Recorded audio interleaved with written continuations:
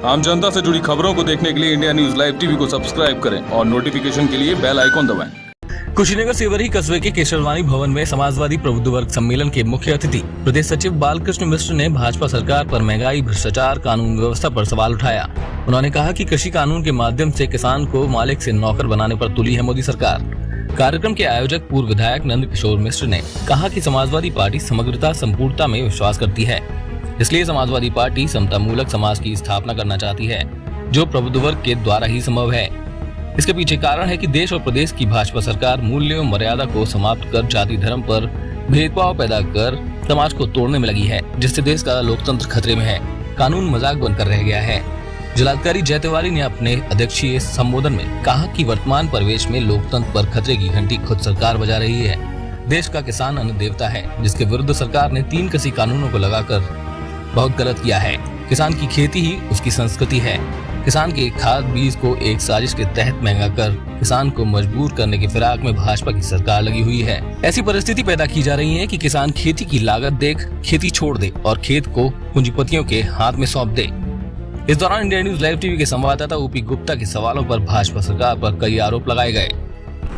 यह कार्यक्रम चूंकि सपा का पहली बार देखा गया है, जो प्रबुद्ध सभा के नाम पे यह सम्मेलन होगा, इसका औचित्य क्या, तात्पर्य क्या?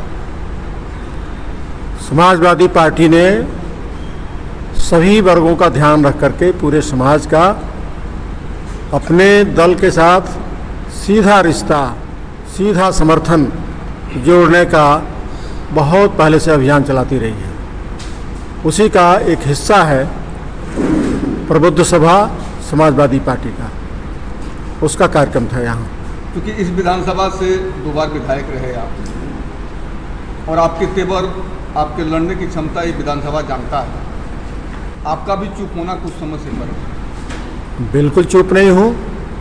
संवैधानिक दायरे में जो एक जनप्रतिनिधि का काम होना चाहिए उसको बखूबी करता हूँ, और शेष कोई नाट्य मंचन का काम तो जनप्रतिनिधि का है नहीं। जो आजकल चल रहा है वो तो मैं नहीं करता। यदि जागरूकता वही है तो उसे मैं जागरूकता नहीं मानता।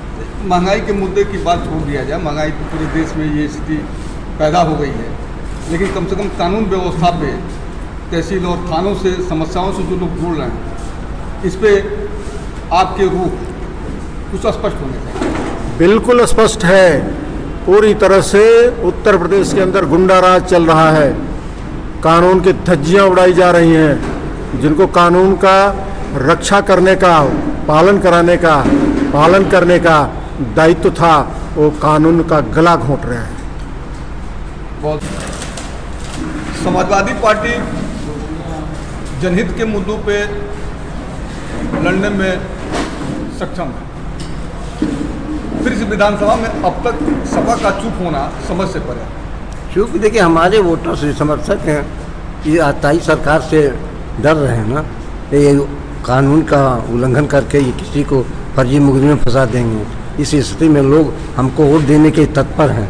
आज जिस दिन चुनाव होगा उस दिन हमारे समर्थकों की तादाद के बारे में जानकारी हो जाएगी, और निश्चित तौर पर समाजवादी पार्टी के वर्कर, उसके पदाधिकारी, नेता इस सरकार को बदलने के लिए कित संकल्पित हैं, और अगली बार 2022 में समाजवादी पार्टी की बहुमत की सरकार बनेगी। 2012 से भी ज़्यादा हम बहुमत में हैं। धन्यवाद। इस आताताई सरकार से हर समाज पीड़ित है, और इस आताताई सरकार को हटाने के लिए उत्तर प्रदेश में एक विकल्प दिखाई दे रहा है, जो समाजवादी पार्टी है, और उसके शीर्ष नेता राष्ट्रीय अखिलेश यादव जी हैं।